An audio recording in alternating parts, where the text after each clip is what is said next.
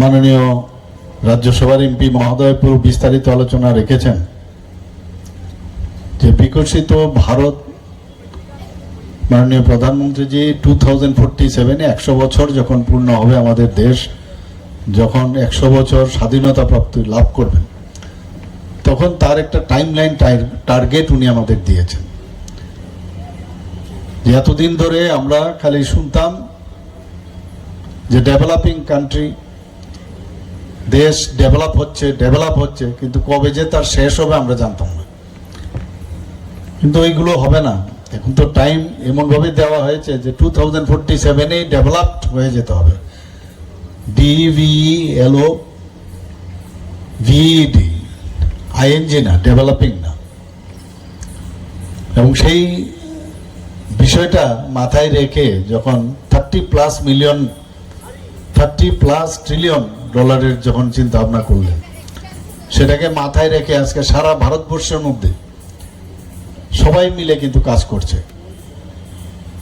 এবং যখনই মাননীয় প্রধানমন্ত্রীজি কোনো ডিসিশন নেন, তখনই আমরা দেখছি মানুষের একটা বিশ্বাস, আশ্বাস এবং আস্থার বিষয় দাঁড়ায় যে উনি যখন বলেছেন তো নিশ্চয়ই সেটা সম্ভব। এবং সবাই মিলে আমাদের কাজ করতে হবে, সবাই মিলে সেটাকে একটা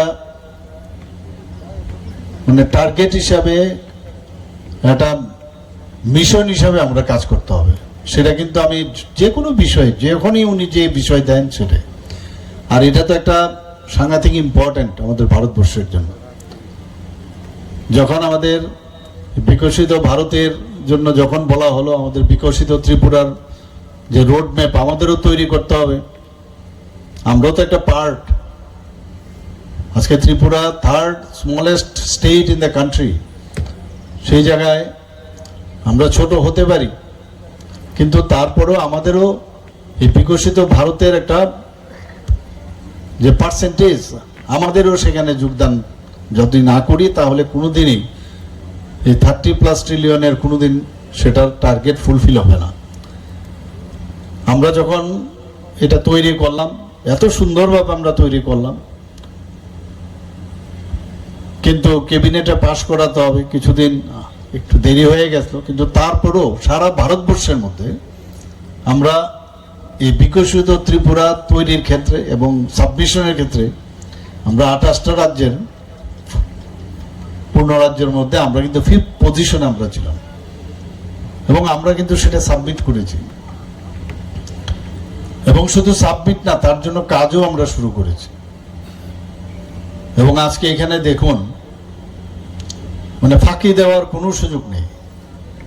যে মাননীয় প্রধানমন্ত্রীজি সমস্ত এমপি মহোদয়দের বললেন যে আপনারা কি কি ডেভেলপ করছেন যার যার রাজ্যে বা যার যার অঞ্চলে, আঞ্চলিকভাবে হোক, সেই জায়গার মধ্যে কি কি ডেভেলপ করছেন আপনারা দেখান, মানুষকে দেখান। কারণ যারা নেক্সট জেনারেশন প্রজন্ম, তাদের দেখতে হবে। আজকে এখানে আমরা ডিফেন্সে আমরা দেখতে পেলাম স্টল যখন ঘুরছিলাম একবার, যেটা আমরা কোনোদিন ভাবতে পারি না, যে DRDO অর্থাৎ the defence research development organisation, যেটা নাকি R&D wing of Indian ministry of defence, ওনারা এসছেন আজকে এখানে। অত্যাধিক নিড অফ দ্য আওয়ারের যেসব এখন সামরিক সরঞ্জাম তারা কিভাবে তৈরি করছেন। মাননীয় প্রধানমন্ত্রীজি যে এই যে স্বপ্ন আমাদের দেখিয়েছেন, এই স্বপ্ন এটা কিন্তু বাস্তবিত হবে নিশ্চিত। আজকে আমাদের ভারতবর্ষের অর্থনীতির যে অবস্থা ছিল 2014 পরে আসার পর, মাননীয় প্রধানমন্ত্রীজি 11 থেকে আজকে সারা পৃথিবীর মধ্যে সেটাকে 5th পজিশনে নিয়ে এসছে। এখন সেটা চলে এসছে 4th পজিশনে। এখন যা হিসাবে দেখা যাচ্ছে এটা 2030-এর মধ্যেই 3rd পজিশনে চলে আসবে। এবং যে হিসাব, আমি একটা বই আমি পড়ছিলাম এর উপরে, বিকশিত ভারতের উপরে, সেখানে লেখা আছে যে এটা আগামী যে 50 যখন হবে তখন এটা কোন জায়গায় যাবে বলা মুশকিল, মানে সারা পৃথিবীর মধ্যে প্রথম স্থানে চলে যাবে। এর জন্যই ভারতবর্ষ যাতে দুর্বল থাকে নানাভাবে, সেটা রাজনৈতিকভাবেই হোক বা অন্য কোনো উপায়ই হোক, ভারতকে কিভাবে দুর্বল করা যায়, অর্থাৎ বিভিন্ন রাজ্যকে কিভাবে দুর্বল করা যায়, একটা কনস্পিরেসি সারা ভারতবর্ষে চলছে। আপনারা দেখেছেন মাননীয় প্রধানমন্ত্রীজি সকাল থেকে রাত্রি পর্যন্ত পরিশ্রম করছেন। একদিকে আবার অন্যান্য দেশের সাথে সম্পর্ক কিভাবে রাখা যায় তার জন্য সময় পেলেই কিন্তু সেখানে উনি যাচ্ছেন। টাইম টেবিল ফিক্স করা আছে, আমার এই সময় আমার পার্লামেন্টে থাকতে হবে, আমার ওই সময়ে আমার বিভিন্ন জায়গায় যে আমাদের ইলেকশন হচ্ছে সেখানে যাওয়া, পাশাপাশি আমার যে ডেভেলপমেন্টের বিষয় ক্যাবিনেট করা ইত্যাদি, অর্থাৎ কত ঘন্টা কাজ করে। তা আমরা তো তার থেকে আমরা ইন্সপায়ার্ড হই। ওখানে অনেকে আমাকে বলেন এত কাজ আপনি কি করে করেন বা এত সময়, কারণ আমাদের যিনি গার্জিয়ান আছে গার্জিয়ানকে দেখে আমাদের মধ্যেও সেই ইন্সপিরেশন আসে।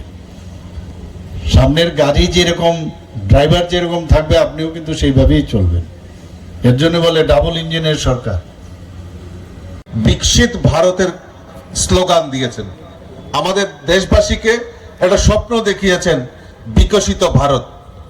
আর তার পাশাপাশি আমাদের রাজ্যের মাননীয় মুখ্যমন্ত্রী প্রফেসর ডক্টর মানিক সাহা, উনিও আমাদেরকে একটা স্বপ্ন দেখিয়েছেন, সেটা হলো বিকশিত ত্রিপুরা। এই বিকশিত ভারত আর এই বিকশিত ত্রিপুরা আমরা কিভাবে চিন্তা ভাবনা করি, তার বাস্তবিক অক্ষরে তা কিভাবে প্রতিপালিত হবে, সেই দিকে নজর রেখে আমরা যদি আমাদের দেশের যশস্বী প্রধানমন্ত্রীর ওনার যদি কার্য পদ্ধতি যদি আমরা দেখি, তাহলে আমরা বুঝতে পারবো যে আত্মবিশ্বাসের সঙ্গে আমরা বলতে পারবো মোদিজি 2047-এ যে বিকশিত ভারতের কথা যে বলছেন সেটা তার বাস্তবের দিকে এগিয়ে যাচ্ছে। আর আমাদের রাজ্যেও আমাদের মাননীয় মুখ্যমন্ত্রী গৃহীত প্রকল্পগুলি আমরা যদি দেখি বাস্তবায়নের দিকে এগিয়ে যাচ্ছে, তাহলে আমরা বুঝতে পারবো যে বিকশিত ত্রিপুরা কোন দিশাতে আমাদের এগিয়ে যাচ্ছে। তাই আজকে আমরা এই 3 দিন ব্যাপী এই 28 তারিখ অবধি আমাদের এই প্রদর্শনীর আয়োজন করা হয়েছে। এখানে বিভিন্ন ডিপার্টমেন্ট থেকে, এখানে আমাদের কেন্দ্রীয় সরকার এবং রাজ্য সরকারের বিভিন্ন ডিপার্টমেন্ট এখানে তাদের আগামী কর্মপদ্ধতি এবং কি কাজ করছে এই বিকশিত ভারত আর বিকশিত ত্রিপুরার জন্য তা উল্লেখ করার জন্য ওনারা এখানে প্রদর্শনী লাগিয়েছেন। আপনারা জানেন যে প্রতিরক্ষা গবেষণা উন্নয়ন সংস্থা DRDO এখানে তার প্রদর্শনী এখানে লাগিয়েছেন।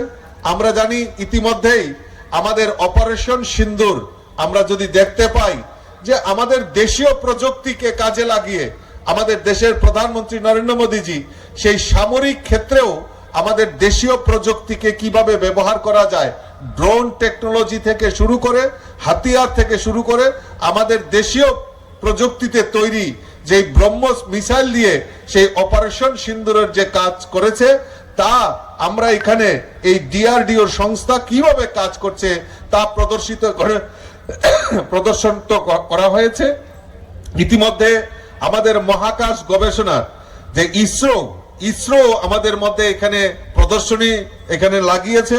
আমাদের এই মহাকাশ গবেষণা আমাদের ভারত কিভাবে কাজ করছে তা এখানে প্রদর্শিত হয়েছে। আপনারা জেনে খুশি হবেন যে আমাদের দেশের প্রধানমন্ত্রী নরেন্দ্র মোদীজি, আমাদের একটা স্লোগান ছিল জয় জওয়ান জয় কিষান। আমাদের মোদীজি তার সঙ্গে যুক্ত করেছেন জয় জওয়ান জয় কিষান জয় বিজ্ঞান জয় অনুসন্ধান।